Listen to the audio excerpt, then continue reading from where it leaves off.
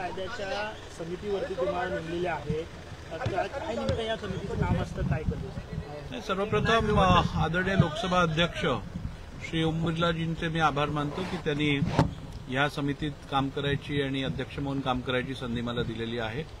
एकूण आपण बघितलं तर आत्ताच जो 84वा अखिल भारतीय पीठासीन अधिकाऱ्यांचं संमेलन जे झालं, कॉन्फरन्स जो झाला, त्यात अनेक विषयांवरती चर्चा झाली. त्यातला एक विषय होता की शेड्यूल 10 च्या केसेस ज्या सगळ्याच असेंब्लीजमध्ये येतात आणि त्याच्यावरती अध्यक्ष सुनावणी घेतात, त्यावेळेला शेड्यूल 10 मधल्या काही तरतुदींबद्दल अधिक स्पष्टता आणणं आवश्यक आहे आणि एकूण ह्या बाबतीत सगळ्या राज्यातील अध्यक्षांनी विचार विनिमय करून या संदर्भातली एक समिती गठीत झाली आहे.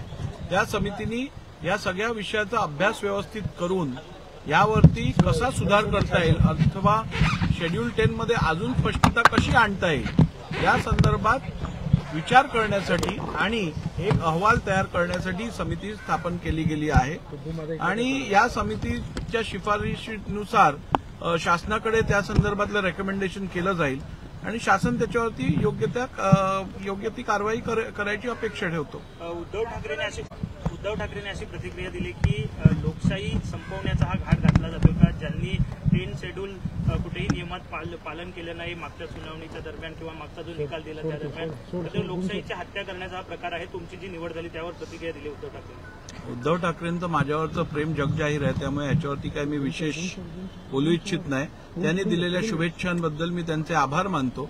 एवढंच सांगू इच्छितो, आपल्या राज्यातील आपल्या सहकार्याला अखिल भारतीय ही समिती जी आहे त्याची एखादी जबाबदारी प्राप्त झाल्यानंतर खरं तर राज्यासाठी गौरवशाली असा क्षण आहे. त्या संदर्भात शुभेच्छा देऊन एक प्रकारचं विश्वास दर्शवण्याऐवजी आपल्याच सहकार्याबद्दल अशा प्रकारचं वक्तव्य करणं हे केवळ अशा लोकांकडनं अपेक्षित आहे ज्यांना आपल्या राज्याबद्दल किंवा आपल्या राज्यातील व्यक्तीबद्दल अस्मिता नाहीये. संजय राऊत आणि जितेंद्र आव्हाडांनी अशी प्रतिक्रिया दिली, ज्यांनी अनेक पक्ष फिरून आलेले आहेत त्यांच्याकडेच या समितीचं अध्यक्षपद दिले. मला वाटतं माझ्यावर वैयक्तिक टीका करण्यापेक्षा मी केलेल्या कार्याबद्दल बोलायची जर आपल्याकडे धमक असेल तर ते जास्त योग्य राहील. मी वारंवार विचारलंय की तुम्ही केवळ बिनबुडाच्या टीका करत आलाय. मी जो निर्णय दिलाय त्या निर्णयात कायदेशीररित्या काय चुकीचं आहे हे दाखवून द्यायची धमक ना जितेंद्र आव्हाडांमध्ये आहे ना उद्धवजी ठाकरे करू शकले आहेत आणि संजय राऊतांचा तर हा विषयच उद्भवत नाही. राष्ट्रवादीच्या सुनावणीसाठी आता 15 दिवसांचा अवधी वाढवून देण्यात आलाय. 15 फेब्रुवारीपर्यंत तुम्हाला एक्सटेन्शन दिलंय असं म्हणायला हरकत. साधारण कधीपर्यंत निकाल अपेक्षित आहे सर? नाही, आज राष्ट्रवादी काँग्रेस पक्षाच्या याचिकेसंदर्भात सुनावणी झाली तर आज आम्ही एव्हिडन्स दोन्ही बाजूचा क्लोज केलेला आहे. उद्या आणि परवा 2 दिवस यावरती अंतिम सुनावणी होईल आणि 31 तारखेला ही मॅटर क्लोज फॉर ऑर्डर्स होईल. आम्ही आज विधिमंडळ सचिवालयाने सुप्रीम कोर्टात, सर्वोच्च न्यायालयात याचिका दाखल केलेली, त्याच्यात ऍप्लिकेशन केलेलं की अजून 3 आठवड्याचा वेळ निर्णय देण्यासाठी देण्यात यावा. तर कोर्टाने ह्याच्यात 15 फेब्रुवारीपर्यंत निर्णय घ्यायचे आदेश दिलेले आहेत. त्यामुळे मला खात्री आहे 15 फेब्रुवारीच्या आत अंतिम निर्णय जाहीर केला जाईल. सर, एक ऑब्झर्वेशन आज तुम्ही नमूद केलं की या दोन्ही सुनावणीच्या दरम्यान तुम्हाला असं लक्षात आलं की सगळ्याच राजकीय पक्ष त्यांच्या घटनेनुसार कामकाज करणं हळूहळू कुठेतरी ते मागे पडत चाललेलं आहे. परंतु या 2 सुनावणी एक नवीन पायंडा पाडतील. प्रत्येकजण नियमानुसार काम करतो. नाही, शेवटी बघा, कुठचंही कार्य असेल, कुठचंही काम असेल ते नियमाप्रमाणे होणं अपेक्षित आहे आणि माझं असं वैयक्तिक मत आहे की अनेक पक्ष हे नियमात दिलेल्या तरतुदी ज्या आहेत, जसं वेळेत इलेक्शन कमिशनकडे सगळी फायलिंग करावी, जर का आपल्या घटनेत बदल झाला असेल तर ती घटनेची प्रत कोणत्या रित्या इलेक्शन कमिशनकडे पोहोचवायची, त्या संदर्भातलं रेझोल्युशन पास करायचं, रेझोल्युशन सोबत अध्यक्षांचं ऍप्लिकेशन असायला पाहिजे, ते सगळे डॉक्युमेंट्स नवीन अमेंडेड कॉन्स्टिट्यूशन सोबत इलेक्शन कमिशनकडे फाईल केले गेले पाहिजेत. या सगळ्या अशा अनेक तरतुदी आहेत ज्याच्याकडे मला वाटतं बऱ्याचशा राजकीय पक्षांकडनं दुर्लक्ष होत होतं आणि त्याचं महत्व आता असा प्रसंग घडल्यानंतर लोकांना पटायला लागलाय.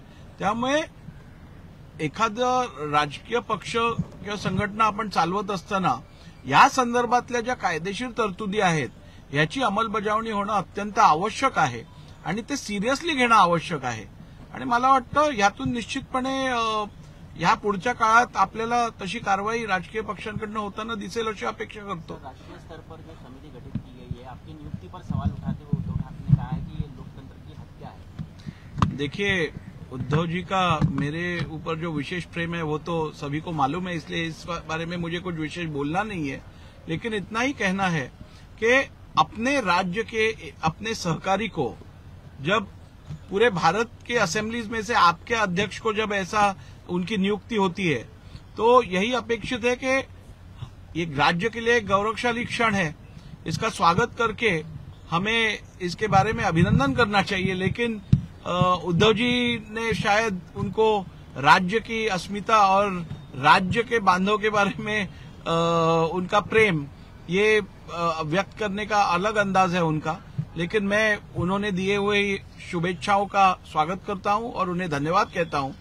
और मैं समझता हूं ये जो अपॉर्चुनिटी मुझे दी गई है लोकसभा स्पीकर ओम बिरला जी की ओर से, मैं उनका आभार व्यक्त करता हूं. और निश्चित रूप से आने वाले समय में शेड्यूल 10 में जो क्लैरिफिकेशंस, जो अमेंडमेंट्स, जो सुधार लाने की जरूरत है, इस विषय के ऊपर अभ्यास करने के लिए गठित की हुई इस समिति के द्वारा उचित कार्य किया जाएगा. और निश्चित रूप से शेड्यूल 10 को और अच्छा बनाने की कोशिश हमारी ओर से होगी. एनसीपी डिस्क्वालिफिकेशन की हियरिंग में अब क्रॉस एग्जामिनेशन से खत्म हो चुके हैं, आगे की कार्रवाई किस तरह से? एनसीपी डिस्क्वालिफिकेशन पिटिशंस के विषय की क्रॉस एग्जामिनेशन आज पूरी गई.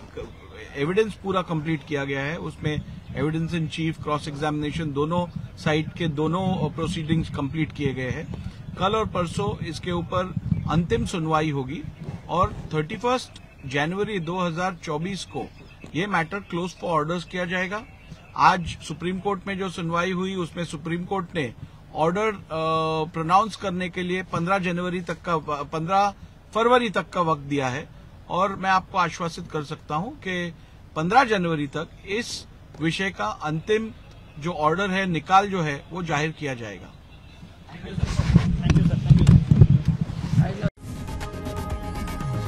लोकशाही मराठी ऐका, पहा, जागरूक रहा.